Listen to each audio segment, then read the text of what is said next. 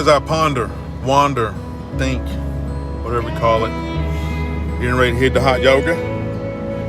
Worked on a little bit of my hip flexion issues.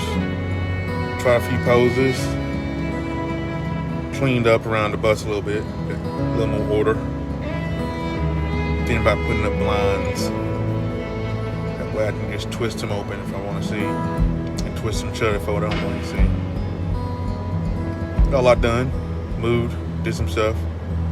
Got my steps in. Now let's go sweat. A lot. A whole lot.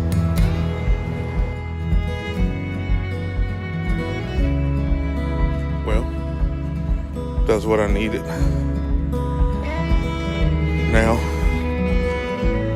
we keep working on the hip, knees, and flexibility.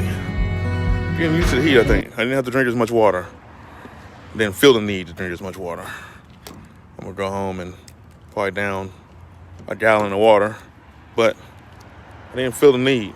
So hopefully I'm getting into my groove. Later, peeps.